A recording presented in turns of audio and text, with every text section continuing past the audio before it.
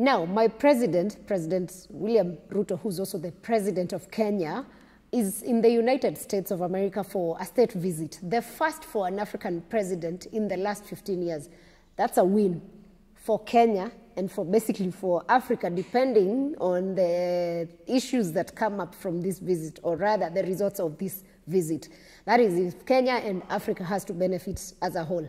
However, his trip has raised a lot of concerns and complaints based on the choice of mode of transport that he chose, which is a luxurious private jet from Emirates, and that has caused a lot of trouble online. So we'll talk about that, among other things that our president is doing in the US. So welcome aboard. Also share with us what you think about this trip and his choice of mode of transport for this trip in the comment section. Thank you. So President William Ruto refers to himself as hustler number one. So hustler number one, who has been slammed for hiring a $1.5 million luxury jet rather than using the presidential jet that is Harambe One. Reason being, why Kenyans are actually complaining is the cost of this jet.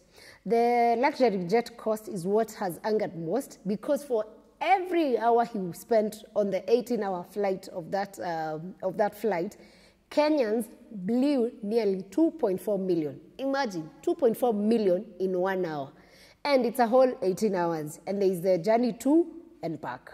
So the State House actually chartered the Boeing 737-700 business jet, which is operated by the Royal Jet of Dubai. A quick calculation of the trip costs will put the total cost to about 200 million Kenya shillings. Imagine that. 4 days, to and back, will cost us as Kenyans 200 million Kenya shillings. Just imagine what 200 million can do in this our economy, where the president has been telling us to tighten our belts and live within our means. Anyway, other people, actually, Kenyans feel he could have chartered, if he didn't want to use maybe the Harambe One because of the distance, because it can't do the 18-hour flight, the 8-hour continuous flight. He could have actually taken the journey in phases, or a better alternative, he could have chartered Kenya Airways, because Kenya Airways actually charters planes for private use and VIP and VVIP use. But however, they chose no, they were not going to charter. Better still, if he was actually patriotic, you know, he could have used a commercial KQ flight, because KQ flies to New York on a weekly basis. In fact, 2 hours after President Ruto's departure, the KQ-A2, a Boeing 787, took off from Nairobi, and it was heading to John F. Kennedy International Airport in New York. See that? We let 200 million sleep, then we sent other Kenyans on our very own KQ flight. You mean if the president used that flight, we would have had problems? I mean, I am all for comfort. I am all for security and safety of our president. That's number one, guarantee. Even if I was the president, I would go for safety. I would go for comfort. But my question is, you mean that plane that goes to New York is not the best, like in terms for a president, even for just a one-off trip? Or we have had any dangers, because so far we know it flew and it's back and nothing happened? You want to tell me we couldn't take that chance, especially for a president to market the pride of Africa? Imagine if KQ landed in the United States and saying that they flew a president. Do you know how much marketing that is for us and the value that we could get from that? But anyway, he chose otherwise. So imagine a day after President Ruto actually left and chose not to use the pride of Africa, which is KQ, that Iceland's Prime Minister, Bijani Benediktsson, landed in Malawi, which is in Africa, aboard. He was so modest. He was aboard a Kenya Airways Embraer plane a day after our president chose to, you know, go around splashing 200 million. And despite the Prime Minister's low-cost movements, imagine the economy of Iceland is way above what Kenya is, but we are a poor country that has nothing and empty coffers, but we are able to splash such amounts of money. It doesn't make sense to me. I mean, and you know, it's even worse that when we are splashing this 200 million, currently in Kenya, we have a big problem because kids who are being born we do not have the vaccines that are administered to kids immediately after birth. That's the BCG, I think TB and something else. Can you imagine that? He's very comfortable splashing 200 million while kids are dying in his own home country because we do not have vaccines. I mean, if World Health Organization and all these Bill Gates and whoever pulls out, it means we cannot support our own children, and there's a generation of kids that will die because we cannot afford to live within our means, but we can afford to hire expensive jets. To me, I'm very concerned in terms of such choices from a president.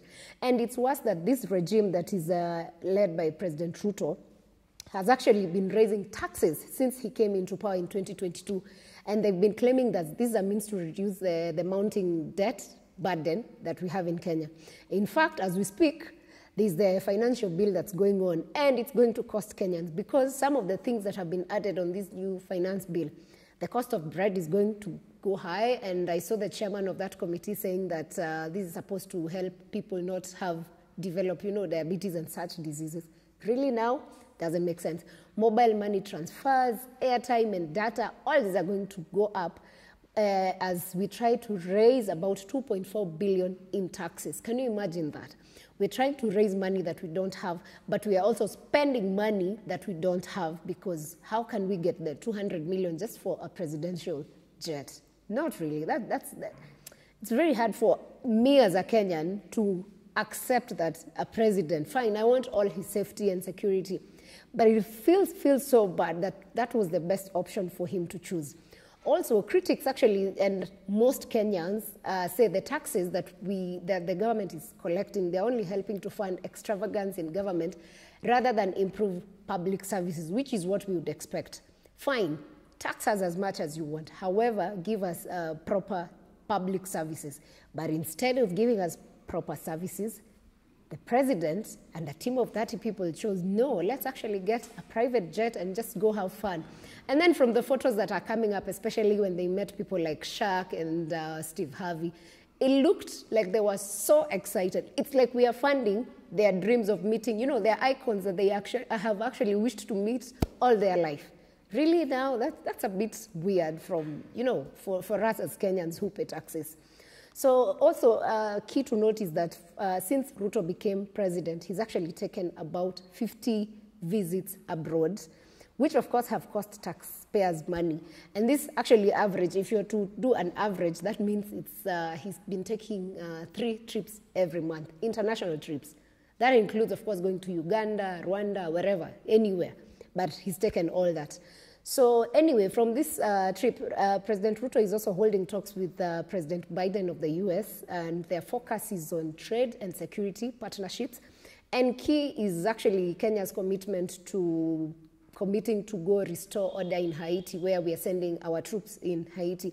And in fact, as we speak, a small delegation of about 200 officers from the Kenyan police have arrived in Haiti for the enforcement mission, and they are actually being led by Deputy IG or Inspector General Nur Gabo.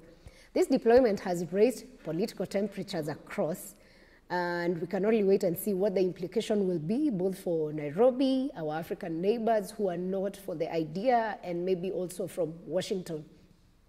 So key to note, or something that has come up and is of major concern, is that President Joe Biden will also extend a major non-ally NATO status to Kenya during this visit. So now this makes Kenya becomes the first sub-Saharan nation to receive this designation, which allows now Kenya to obtain more sophisticated weaponry from the US and engage in closer security operations as a member of as an ally of NATO. However, this pro-NATO ally raises a lot of questions. Number one, what makes US so interested in Africa as a region? Number two, why Kenya? Like, what is it with Kenya and its placement?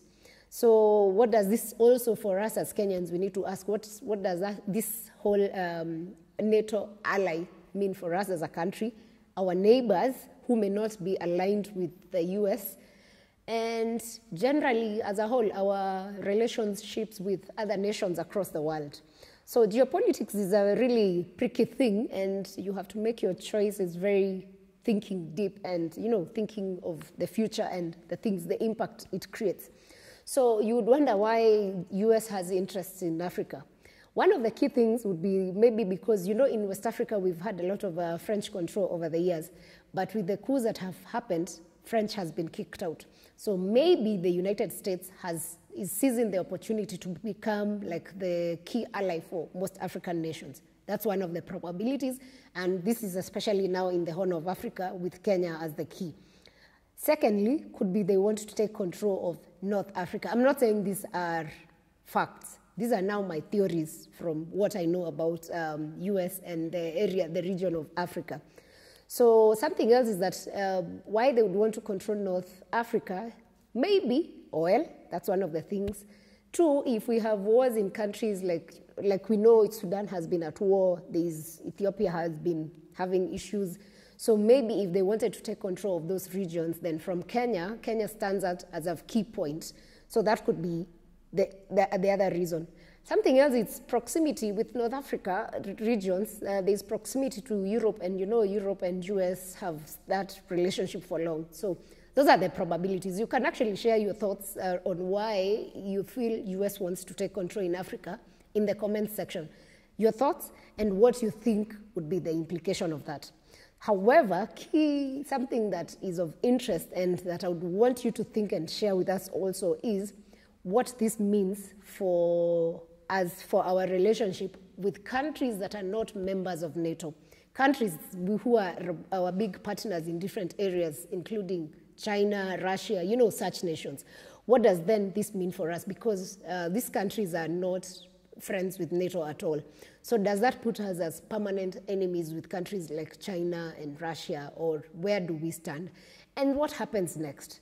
Let's just see and wait, because this is just the beginning. We are not certain from this tour of the president. But with time, we will be able to delve into the details and see the impact of this.